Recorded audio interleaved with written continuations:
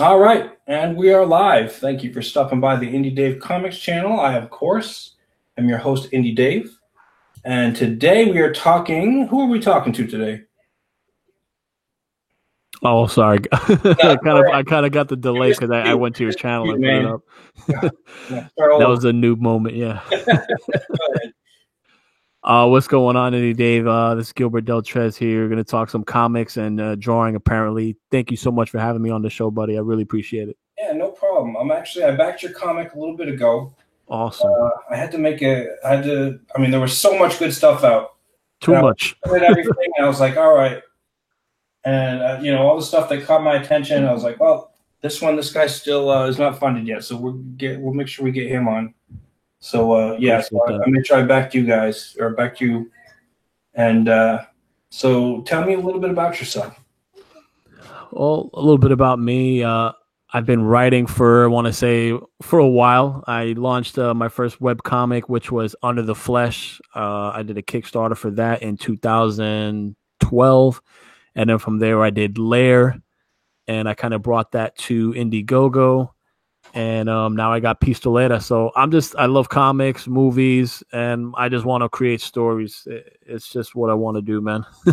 All right. Now, are you the artist and the writer, or?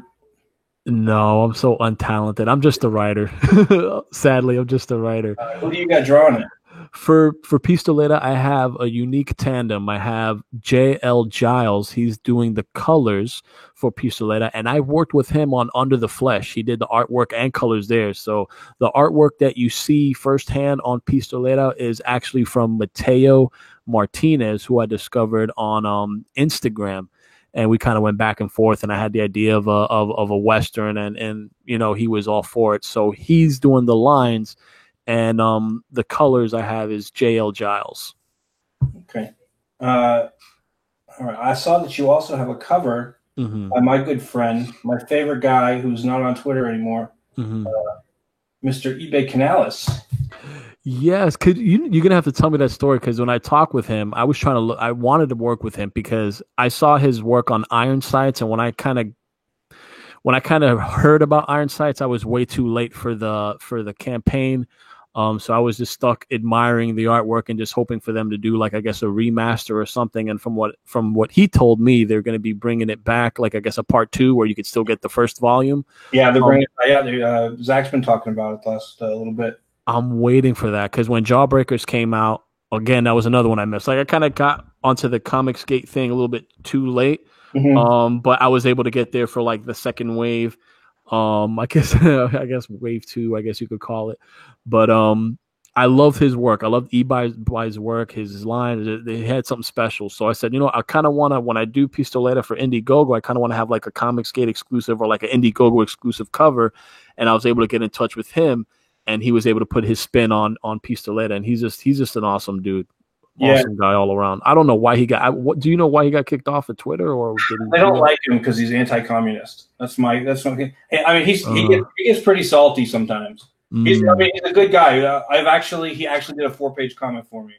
Nice. Yeah, he's a good guy. I really like Ebi, and I guess he has said some. I mean, he gets pretty salty when he talks to people, and I think it was like his third strike or something. Holy cow! Really? Yeah, they kept. Oh my god! And then he had a second account, and I don't know if they busted him for that or not. But when they kicked him off one time, he had a second account he was on.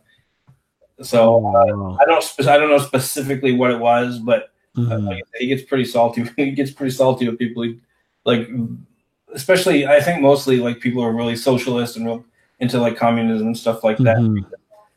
He was a big like commie socialist type guy, and then I think there was a point where it's like, man, I'm not making any money, and he realized it was his attitude, and he kind of saw, quote unquote, the error of his ways, and that kind of idea, and did a complete turnaround, and so that's kind of he gets pretty salty with the guys that are basically anti-money. He's like, look, I gotta feed my family. I gotta pay this. I need money. I can't be poo-pooing money all the time. Right. No. Well, when I talk with him, and You know how it is as a dad, and then trying to be a writer, comic book creator. It's a lot to juggle and balance, and with finances, it gets hard. I mean, we need at least crowdfunding to kind of make it. At least in my situation. So when I spoke with him and we were talking about rates and stuff, he was straight up, man. He was straight up. He liked the idea behind Pistoletta. He wanted to do a spin on it, and he said, "I'll do everything," and we agreed on a rate. And he was just a stand up guy, and I'm looking forward to back each and every one of his books. So Abductables, I saw that. Him with Michael Derrick, that one looks just that's as fun as you can get, right? You abduct one guy, I did back that one. That one I'm so looking forward to. So there's quite a few. I mean, that as a creator, I do enjoy reading comics, right? That's what we do. We enjoy as we like to create, but we support the medium too. So there's a crap ton of books out there that I'm looking forward to getting my hands on. So it's just nice to see things come together. All right. Hey, in the chat, we got the Metal. The Metal is on almost all of my shows. Oh, wow, cool. Hey, thanks, Metal, for showing up. He says ahoy there. And if you're in the chat and you're just kind of hiding, be like the Metal. The Metal always likes and subscribes every single time. Yeah. I like it, man. Last night. Metal's almost always on. We had a big night last night. We actually went an hour into Drawn and Quartered, and nobody dropped us. Awesome. That means you guys had some steam. Yeah, they had. Oh, have you seen that one? The Shinobi Sasquatch. Yeah, that insane. Yeah. Yes, I love the premise. I love the artwork. I think the team behind it is really special. And when I had Lair launching on Indiegogo, I was able to speak to the creators and just see what they were doing, and I said this is gonna be special. And it looks like they're doing really good. First couple days out, they're definitely going to smash some goals, and I'm looking forward to seeing if they can get to 84 pages and getting that collaboration, I think, with Monster MD, because it's just, for me, it shows that there's still great originality out there for comics, even though we're not seeing it on mainstream. So I feel like we're getting it in this revolution with Indiegogo and the crowdfunding. So it looks great. Speaking of which, I've already got your, let's see, we got Pistolera called up on my computer, so let's do the share screen bit. We'll have a look at Pistolera. You see it on your screen? Let me see. Yes, I do. All righty. So one more thing here. Make sure we get... Cool. There we go. All righty. So tell us about Pistolera. So the best way to describe Pistolera, it's kind of like it's my love letter to the Western genre. I definitely want to say that. I'm not sure if you're familiar with Leon the Professional. Oh yeah. So the best way to kind of describe it would be like a deep fried westernized version of Leon the Professional, in where we see this young girl, her family gets killed by a lawman. And Leon the Professional was Gary Oldman. So here we have a Sheriff Colton Hicks, and he does more than just kill her family. He ends up leaving her pregnant, and she definitely wants to enact vengeance. And the best way she can do that is try to hunt down her estranged fugitive brother, who's definitely a gunslinger, and to learn the ways. And it's not going to be as easy as she thinks, but for the brother, he's actually surprised to see how determined she is. So we get to see the dynamic of seeing her become like this 15, 16-year-old, forming into a competent gunslinger.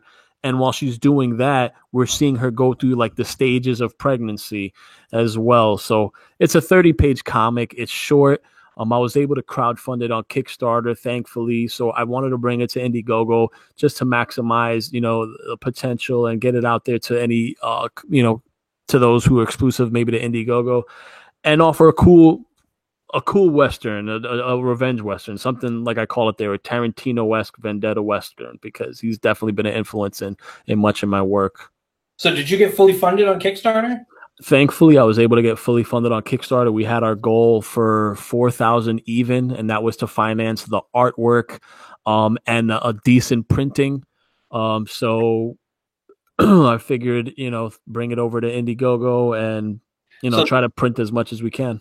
So this one's really just to get as many more eyes on it as you can. This is definitely trying to get more eyes on it. I feel like it's a decent project where I know Westerns might be niche, But I mean, I just saw Django Unchained the other day recently. It was playing after, I think, a playoff game. And I don't know, Tarantino's a genius. Then Hateful Eight. And like I said, this is my homage to the Western genre. And I thought, it's so hard to do something fresh nowadays, you know, especially for Western. So for me, I'm like, what could be done that's fresh, that's different, that's edgy?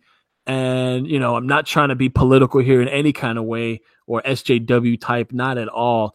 But I don't know why a pregnant gunslinger just felt bold and audacious in my mind. I'm just like, I try to construct a narrative that can fit that, you know, organically. And I came up with Pistolet. I just thought it was you know, something fresh. Well, it's cool because because it's not wholly original as far as, I mean, there's a lot of vendetta type stuff out there. For sure, yeah. You take Western, you kind of twist it just a little bit, put your own spin on it. Yeah, try, because like you said, I mean, who hasn't seen a revenge Western, right? It's been done to death. So I want to do it from a dynamic where, you know, we have like the sheriff is like the main bad guy, and like, okay, who's trying to get revenge? Well, I don't know. Let's make it a 15-year-old girl that's been raped by him. I felt like that you kind of got that Kill Bill, you know, Leon the Professional vibe going on. It's so my thing is it's so different and so audacious that on Kickstarter I actually got, and this is true, I mean, whoever wants to think I'm lying, they can think I'm lying, but I had a film producer reach out to me via Kickstarter and through the messages, and I almost thought it was a joke because, you know, usually you get like scams, you know, saying, hey, we can boost your audience, or, you know, you rarely get anything genuine. So when I saw you know, this film producer, he said what he does is he converts you know, graphic novels to TV shows, and apparently has this Warrior Nun, I think, is coming to Netflix, something like that. And I Googled it and I'm like, okay, interesting. Yeah. So he was interested in the story. He wants to see the book when it's finished, so I'm definitely ship him a copy, but he wants to see what we can do with it. So I take it with a grain of salt. I don't get my hopes up, but he was attracted because he just thought it was just crazy, is how he said. He's like, he just thought that idea was crazy. So that's what comics is, right? We want to just make things crazy. Yeah, you know, I mean, why go normal? Why go, you know, anybody can see the 40-year-old guy with guns. Yeah, and that's cool. I mean, they said they paved the way, you know, right? Yeah. But that's been done to death. And not that there aren't still good stories to be told that way. Hell yeah. Because the medal says Westerns as a genre Westerns as a genre are the American epitome of a hero bringing order and balance to a world of chaos, and you can never have too many of those. Amen to that. I don't know, the kind of fantasy Western, you got like The Gunslinger. I don't know if you ever read any of those by Stephen King. Stephen King, yeah, the Dark Tower series, right? Those are definitely series, and that takes that, and again, it completely turns it around. And you were talking about the movie producer or whatever. That seems to be a thing right now because last year, maybe before, I backed a book. Or what was it called? I can't remember what it was called. I'll remember later. But basically, they had this premise of this guy who's like the gentleman thief, and his whole thing is that he steals magic items. Like he'll steal like the monkey's paw or all this other stuff. That's what he steals. And he works for like another company that basically it's to keep it out of the hands of the bad guys. So he does like the whole safe cracking thing, and it's in like the early 1900s or whatever. Oh, nice. So it's I can't remember. That sounds good. Wolverton. Okay. Wolverton, Thief of Impossible Objects. Was that on Indiegogo or Kickstarter? I don't know. That sounds awesome. Yeah, I think it might have been on Kickstarter. I think I got it after they already printed it. I got I bought 2 copies of it.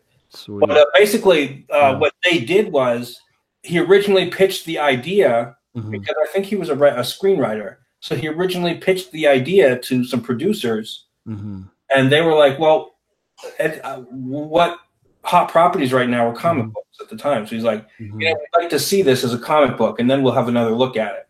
And so that's what they did. They took the script, they found an artist, and they turned it into a comic book, and to get that Hollywood attention. And that's what Doug TenNapel's doing with Bigfoot Bill. He bought a bunch of extra, he had a bunch of extra copies printed for himself. And he's taking those copies and instead of just dropping a script on some desk, you get this really nice, the hardbound book. Oh, heck yeah. You get it. And so instead of, you got that on your desk, you're not going to just toss that in the circular file. Mm-hmm. You're gonna want to keep that. The producer or whoever the script writer is going to want to keep that.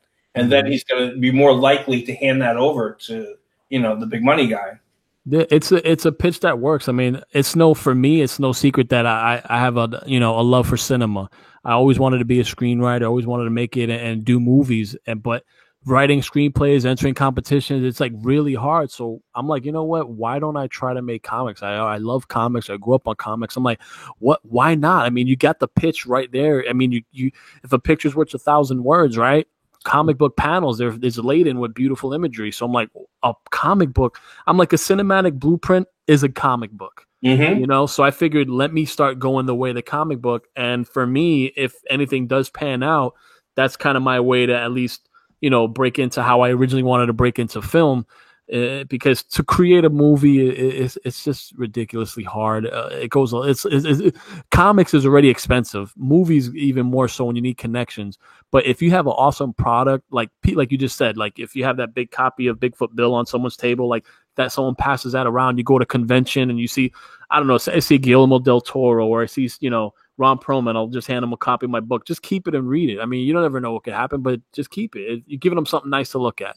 Mm-hmm. All right, so we'll go over let's go over your goal right now. You're on just to get more eyes on it, but obviously to sell as many copies as you can. Mm-hmm. So your goal is $1,000, which is, I mean, that's a good, small goal. Mm-hmm. It should be relatively easy to get to. You only got 6 days left. Mm-hmm. We got $290. Mm-hmm.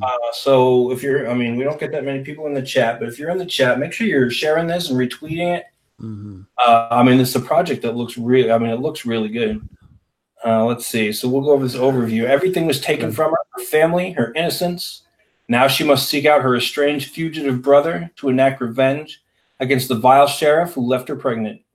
Pistolera is a blood-soaked tale of scorn and vengeance unlike anything you've ever seen. This 30-page one-shot story is what Westerns were made for.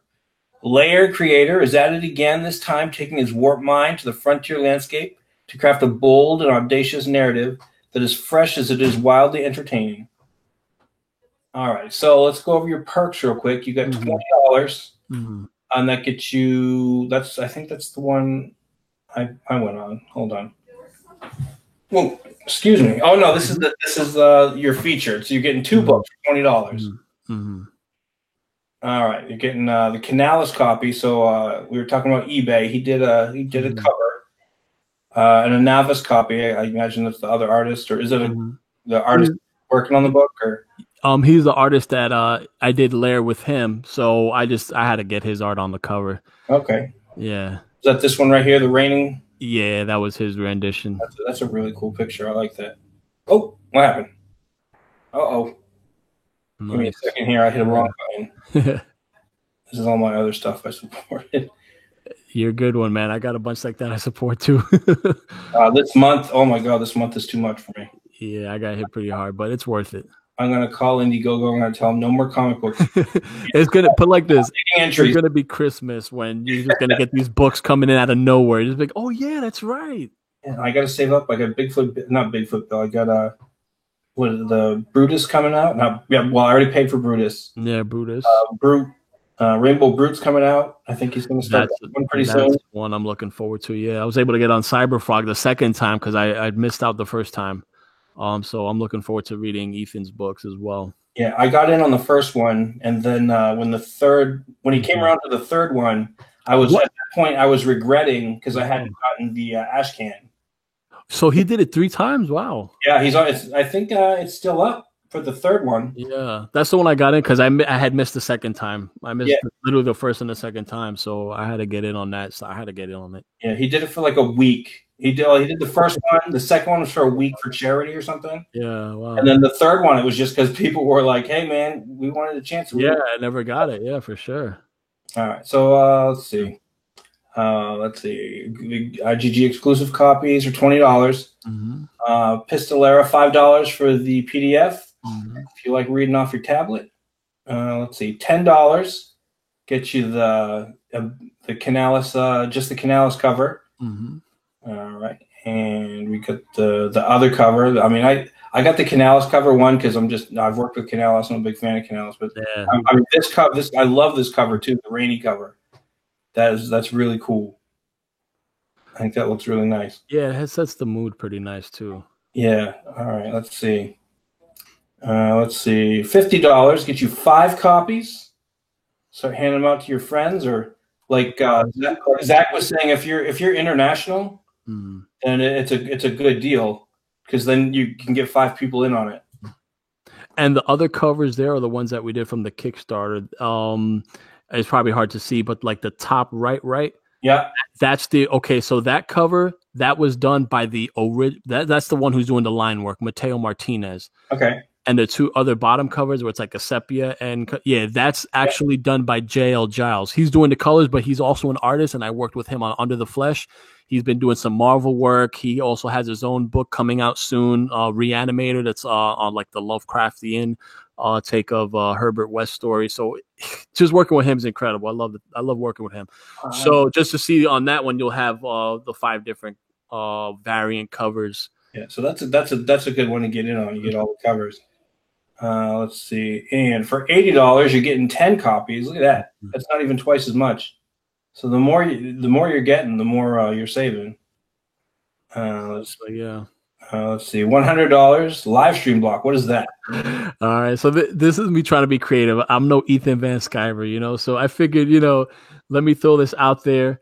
I thought it'd be a good idea where you have an hour block focused on you to talk about whatever you want with me, right? So I'll put you on my channel with the idea is you get an hour and we'll just shoot the breeze or talk whatever. All right, I'll send you a bill. So the reason why I did this, right, is I know guys like EVS, right? They're the cream of the crop. Mm-hmm. But if they would have something like this, let's say limited to 2 or 3, I'd bite that up in a second because, or even if it was, let's just say it was 500. I mean, of course it's a lot, but like if even if it was just say 20 minutes or 10 minutes, like I'm trying to put something out there that maybe they get an idea for, and I can kind of, piggyback my way to eventually getting onto a big show. But because it's exposure, you want people to find your stuff. So that's just an idea that I just put out there. All right, let's see. And for $200, the Wanted Edition. What is that? So basically, Wanted Edition is your likeness as a wanted poster. Oh, that's cool. Yeah, and you tell us a crime, how much is the price on your head, and you receive all 5 editions of the variant covers, and then you have your likeness as a wanted poster digitally drawn by JL Giles. That is, oh wow, yeah, that's a really good one. Yeah, that's a really good idea. Who doesn't want to be a wanted poster, right? When you think about Westerns, right? I mean, I remember when I was a little kid and we used to go to like, Coney Island or something. They had where you could dress up or the little costume booth type of thing. And it comes out of the black and white picture. You could, it's like you live in a Western. You live in the Western tale. So I figured that'd be cool to put in there. All right. For $300, Comic Strip Workshop. Comic Strip Workshop. That's, again, me trying to be creative. Just, eventually one day, in a different time, if I get that notable, I could probably throw this out there. It wouldn't be that pricey, but again, this is just being creative to see what could come of it. This is basically someone sending me a script. I'll read and critique it, legitimate, 100% wholehearted, up to 3 times. Just try to get an editing credit in there somewhere I can. It's hard to get people to read your book. I know that for sure, especially me to have. Yeah, I had the struggle. Yeah, I've had a couple. I mean, I don't send out. I'm not like Nasser and send everybody a script. But there's a couple of like friends or whatever. And I was like, hey, can you just kind of look this over? Tell me what you think. See, I feel like I never hear back. Well, that's the thing. I feel like, you see, when you write something, it's special to you. It means something to you. And I know everyone has time, and it's just to sit there and read something. It takes time. So when Nasser Nasser had sent me one of his scripts, I read the whole friggin' 60-something page, whatever he said. I read it. I wanted to honor that. It takes a lot. And there's a reason why editors maybe will charge you $100 to read your script or whatever. And again, it's a dynamic where you have to feel really comfortable with someone to want to pay them. But at the same time, I don't want to feel like I'm going through the motions. I want to feel like if I get to that relationship with an editor, because I love to have an editor where I can pay you, but at the same time, I know you're going to wholeheartedly make my stuff better and challenge me or push me, and we could come to, you know, see eye to eye in some way. So yeah, scripts are hard to kind of look at. Good Lord. Very hard. Yeah, you okay? Sorry, I know my kid's messing around with his toys upstairs. Oh. Yeah, so I mean, it's hard to read a script if you're not the artist. Because really that's because what comes across in all the panel descriptions or however you do it is not, it's not like for the reader to read. The dialogue really is for the reader to read, and the pictures are for the reader to look at. Exactly. The average person who's not an editor, to look over the script, it's kind of hard for them to tell you, you know, what's good and bad about it. Because I mean, you hand your script to an artist, and he's going to look at it, and he might change stuff. Like when I write scripts, I'll write like a full panel description. Oh, from this angle and that angle and this and that. But then when I hand it over, I'll be like, look, that's kind of for me. If you see something, if you think something will be better, if you think it will look better a different way, I'm all for it. That's why, you know, you're the artist and I'm the writer.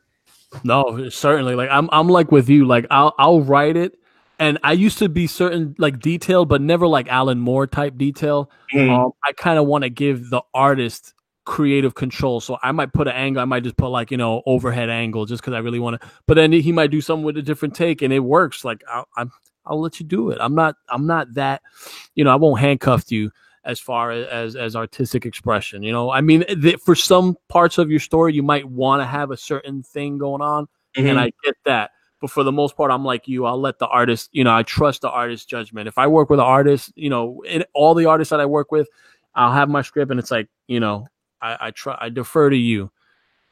Especially with paneling layout, and even like with the, like, you know, for the comic script workshop, it wouldn't be like I would kind of, the way I would kind of approach it is how my college professor had a screenwriting professor, and when I wrote Lair, I pitched her the idea and she liked it. I'm like, well, I need you to help me, you know, making this as good as I can, at least just for 60 pages.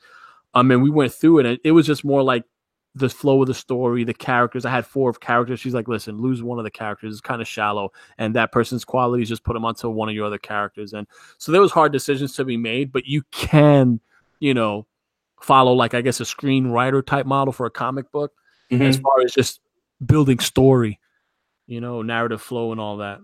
Yeah, the idea is as long as you're both coming to the same place with the story. Exactly. Yeah, I mean, he's gonna, or she is gonna look at it, and they're gonna say, okay, well, the way you wrote it here, panel by panel, is a little boring. Maybe we can make it a little more exciting by doing it this way, or whatever. So I mean, like also like you said, there's sometimes where you're gonna be like, look, this particular scene really needs to be this. So I mean, like for example, the panel you got right here, like I had the spitting, and then it's hitting the badge. I think I had that like in one panel, but I guess like how he would draw, like it wouldn't fit. He's like, I split it into 2 panels. I'm like, perfect. Yeah. You know, I'm like, I'm like, perfect. All right. So let's see. How long have you been writing?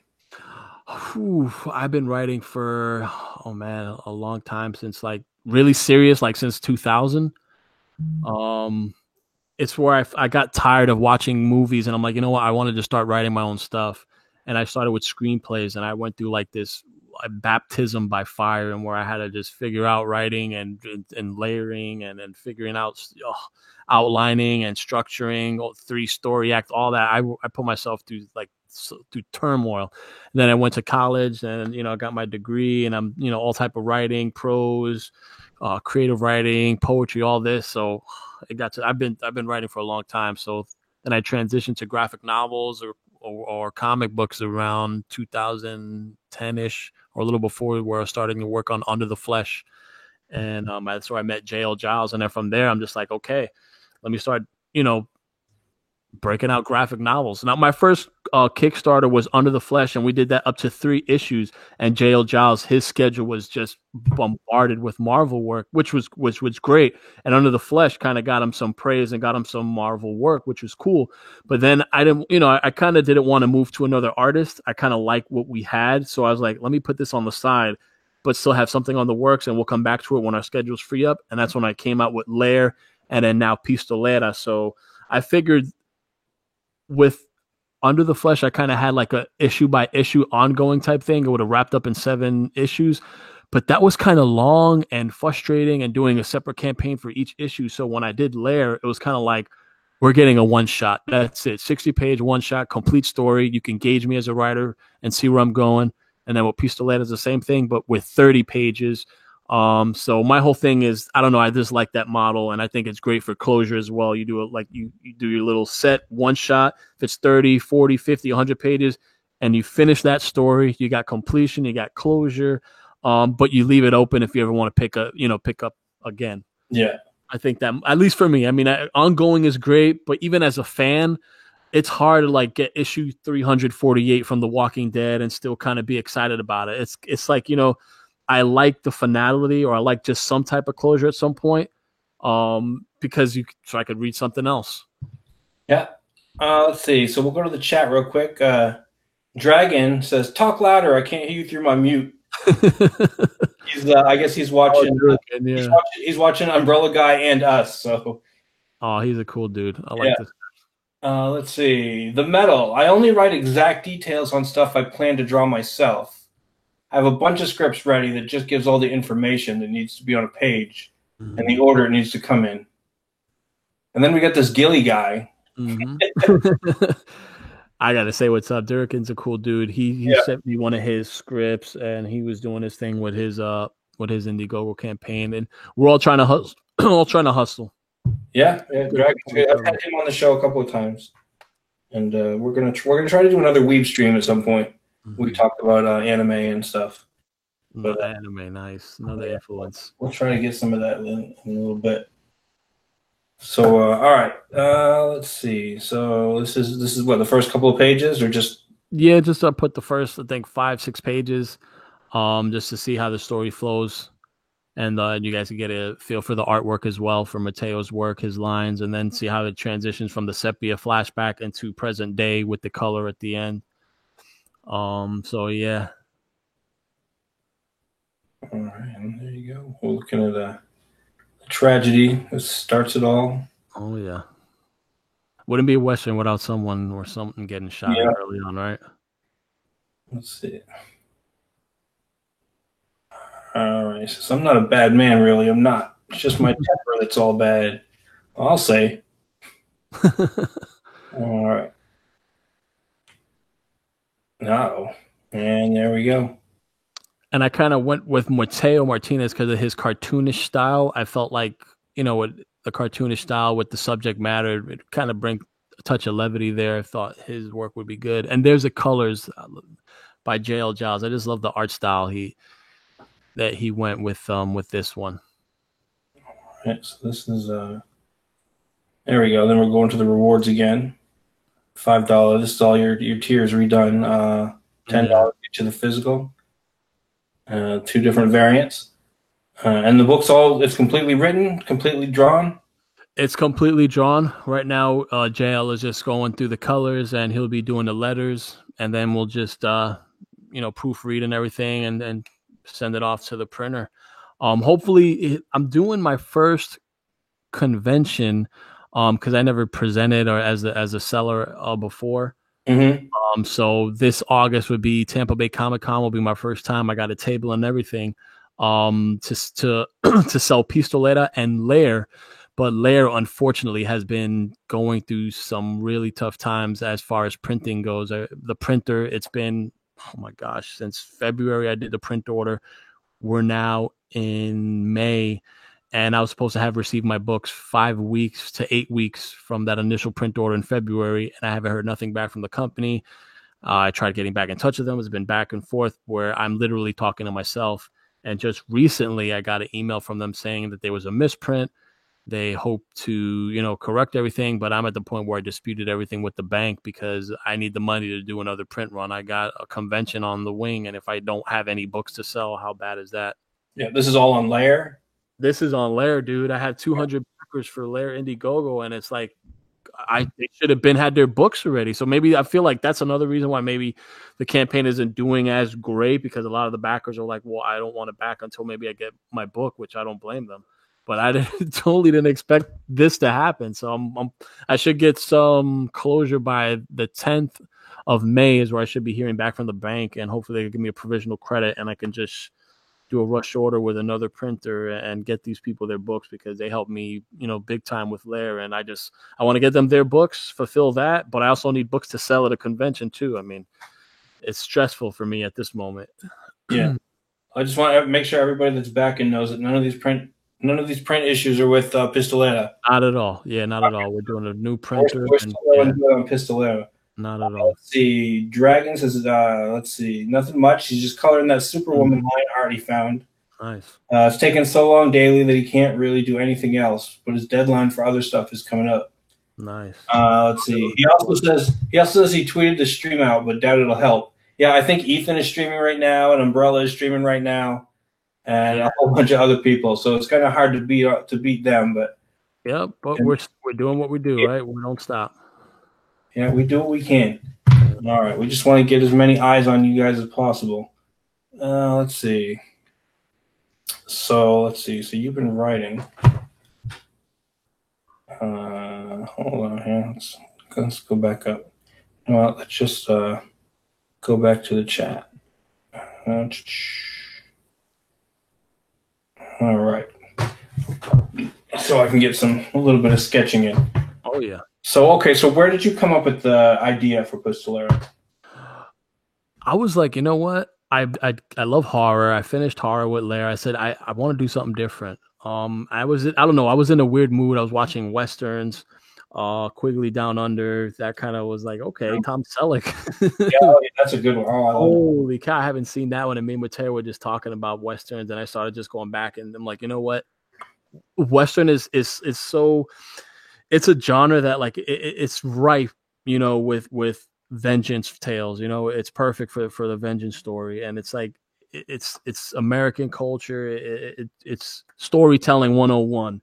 I'm like, I need to do a Western. So I said, which way could I do it fresh? Not to mention Django Unchained was pretty awesome. I had watched The Hateful Eight. Quentin Tarantino's always been on my mind. I'm like, I got to do a Western, but I'm like, how to make it fresh, how to make it different. And just, you can't get, when you think about looking under the sun, we could, there's nothing new under the sun, right? We're just trying to look at it from different angles, from different perspectives, and trying to, get something fresh in a way. And I said, if I could contribute to the Western genre in my own way and do something different and fun, yet still edgy and still, stay true to the bone at what Westerns are all about, then I got to put my mark on that. And that's what, that's how Pistolera came about. Yeah, I'm not a huge Western fan. I like Outlaw Josie Wales is one of my favorites. Oh yeah, Josie Wales, and Quigley Down Under is a really good one too. I'm loving that one. I love that one. Is there something about this time where there's there's law, but then there was lawlessness, right? It's just It was just it's called the Wild West for a reason, right? And there's a lot of history in there too, embedded in there. If you really look into it, like if you just think about it, there's so much going on. So I'm like, Pistolera, I felt like I could create a story, stay true to kind of the history, and still make something that plausibly, maybe it could have happened, So that's what, a lot of the inspiration too came from. Yeah, I like. I love I'm a big gun guy, so historically, I like the kind of historical guns kind of stuff, and a lot of those stories, like you said, Josie Wales, anything with Clint Eastwood in it, and John Wayne, all that good stuff. If you just think about it too, right? The duel, right? It's so symbolic, right? It's like a one-on-one, who's quicker than who, the gun, even the guns, the revolvers, the 6-shooters. It's like, and then I'm thinking about, okay, gunslinging, it's almost like the training. What would be some cool training? Like in Pistolera, I have a scene where for her reflexes, right? The brother has her literally try to grab a snake by the throat, and she's getting stung, bitten, stung, and he's sucking out the juice, and he's like, oh, again, well, you got to do it again. And that's how she's building up her reflexes. It's not and no other way but just trying to grab a damn snake by the throat. I don't know. It felt like something I thought you'd see in a Western movie or in a Tarantino bit or something. So I had fun with creating, the story in that regard too. That is really cool. It's the book looks really good. Hopefully we'll get some more eyes on it. I want to get you I want to get you funded because I've backed the book. Now I want the book. Hell yeah, dude. So I'll be retweeting you tweet it out. I'll be retweeting it. I'll definitely be true that. One question with Indiegogo, as far as the in-demand store goes, do you need to fund to have the in-demand store like open? From what I understand, once you meet your goal, then you're good to go. Okay. And that, once it ends, then you can go ahead with the in-demand store. Okay, I think I'm gonna have to start tweeting this real hard and try to see if I could get maybe on a mail-in show or Malin's pretty good. You hit him. I mean, I haven't been on his show, but from what I understand, from what I hear from other people, you hit him up, and he'll look at your project. Yeah, hopefully. He got me on with Lair, which was pretty cool, and he gave me a good critique on Lair, which was awesome when I just started out. He's a cool dude. Yeah, but these guys are getting so busy, so you can't blame him, you know.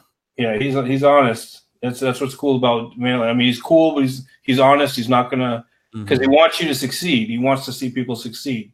And you're not gonna help people succeed by lying to them and saying, "Oh yeah, everything's good to go," if he thinks there's a problem. No, he's stand up dude in that respect. I'm gonna have to hound him. One bit of advice he said, he's like, hound the F out of them. You're like, just hound them. Like if you want to get someone's attention, he's like, just hound them. Because I think when we did did a show, there was like a panel, maybe 4 or 5 or 6 other creators at the time, and some of them were trying to want to get on EVS's show. He's like, just hound them. Hound them. Literally what he said, hound them. Make sure you hit up Edwin Boyette too. Yes. He'll do a show where they'll just go over. They'll pick a whole bunch of these Indiegogo things. Yeah, I have to hit him up. I think I gotta. I think my problem is I don't hound enough. I don't know. Is this something about me? I don't like. Oh, I feel like I'm annoying people. I never like doing that. You got this going. It's like for me, I don't really have anything to show. So you know. I mean, eventually I'll have a project out there. But when you got something, nobody's going to toot your horn for you. True that. You got to toot your own horn, and then hopefully you get lucky and one of these guys shows up with big numbers and gets a lot of eyes on your project, and everybody's like, "Yeah, that's cool. I'm into that." And Western, I think you got it a little bit harder too because the Western. I've seen a couple. It is hard. I've seen a couple of people that are like, "Oh, I'm not really into Westerns," which is. I mean, it's everybody's taste, but and then if you think about it, right? Like, I mean, you have a female as a lead, and that's always a tough sell, right? And a Western too, right? I think that's also a tough sell. Yeah, well, you got to pitch. Well, you pitch the story because it's a good story and it's a good idea. It's a good concept. So, I mean, all that stuff together. I mean, I think it'll get attention. You just got to get eyes on it. Yeah, I'll try tooting that horn a little bit hard, and like you said, anybody who's on my show. Yeah, you get on my show, you tweet it out. I'm going to retweet you, and then every once in a while, I'll just hit up the because I'll look at the status of all the stuff that I've backed, and I'll be like, oh, I forgot I should probably be tweeting this one out too. So I'll retweet you and then tweet out your thing every once in a while as well. You've only got like 6 days left, right? Yeah. What if now when the 6 days goes up? Is there a chance to read? What do you say? Like extend it? I don't know for sure. I think you can. I wouldn't hold me to that. Because I've never seen other people do it. You can start out with a 60-day campaign as opposed to a 30-day. Exactly, and that's why I'm confused is because I didn't even do a 30-day campaign since I kind of came fresh off. After a week of funding on Kickstarter, I'm like, okay, I waited a week. I'm like, all right, let me start pumping it up and then bring it out here. How long did you do this one for? That's the thing. I only did it for both campaigns I did for 21 days. A Kickstarter I did for 21 days. I didn't do it for a month. I didn't do it for 2 months. It's just 21 days. And this one I followed suit. I did 21 days. So I don't know if you don't do the 60-day outset or if you don't do the 30-day. I don't know if that gives you I don't know. I guess I'll just find out in 6 days time. Well, I would call Indiegogo not right now, this very minute, but as soon as you can, get a hold of them and say, hey, is there any chance before it ends? Is there any chance? Yeah, I'll contact them. If we can extend it for another 30 days. Yeah, because I think if you do a weird time like 21 days and not the 30 days to give you maybe. So I'll contact support tomorrow. That's a good tip. Just hit them up and just say, hey, is there a chance we can extend this? Hopefully they could. Let's see how that goes. The last day, because then if you find out you can't,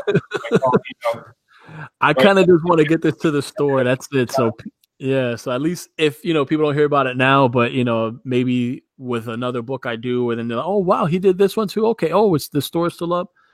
Let's see. All right, so you got 6 days left on this one. You got let me see here. It's not popped up on your screen. It's just on my screen. I'm just kind of So, all right, you got 28% of $1,000. It's only $1,000. So anybody watching, it's not like he's asking for the moon, and he's already got it funded on Kickstarter. So and the art's done, so it's going to be a quick. Yeah, and get on this one. He's gonna, like I said, you're gonna get more money because I guess the fees are lower, your percentages or whatever. So you get your eyes on this one. I'll make sure I tweet it out again, and we'll keep retweeting it. You get, like I said, 6 days left. So let's get you that $1,000 in 6 days. I think that's totally doable because you're a third of the way there almost. Who doesn't want the moon, right? Yeah, exactly. All right. Well, thanks for coming on the show, and dude. Good luck, and we're gonna try to tweet you out as much as we can. I appreciate it, man. Thanks for having me, Indie Dave, and looking forward to our next show. Yeah, which we'll be talking about your book. Yeah, we'll see.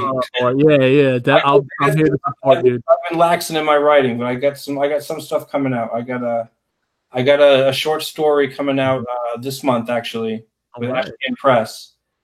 And wow, it's not a comic. It's a flash fiction, and it's basically a 3-page short story. And then they get an artist who draws like a one panel, like a plate kind of thing for the story. And the plate for my story actually made the cover. That's awesome, dude. We're good to go. And then I agreed to do another story for them in July. Excellent, man. So hopefully that'll come out. I'm also working with an artist on stuff, and I just got to really do my part and write more for him. So he's getting paid, and he's getting like commission stuff. All this stuff I'm doing on hobby time because I got a full-time job. Dude, I'm with you, dude. I work at a high school, as you know, so I don't know how you find the time. I don't know how I find the time. It's hard. I work 12-hour nights. Oh, geez. So I sleep during the day, and then you don't want to, like right now. I know actually my wife has been really cool about me doing these live streams. God bless her. She's a good woman. It's a little bit away from family time. That's why I try to keep them short as much as I can, like when I can. Short is good, dude. I got a wife too. She's the same way. She's like, you're always with the comics. You're always on the live stream. I'm like, I know, honey. I'm just trying to promote this stuff. I got you. Rock with me. I'll rock with you. Yeah. Thank you, Indie Dave. Everybody, Pistolera, check it out. If you like and subscribe, make sure you're giving him some tweets. At least give him a shout out. We want to get he's already funded on Kickstarter, but we want to get more eyes. It's always good to have more people getting your books. True that. All right, so everybody have a good night. Monday night, I'm going to be with Wenger. We're going to be talking about Super Harem. I think Tuesday night I got something lined up with somebody. I'm not sure. We'll see what that works out. And until then, everybody, y'all have a good night, and we'll talk to you later. Later, guys.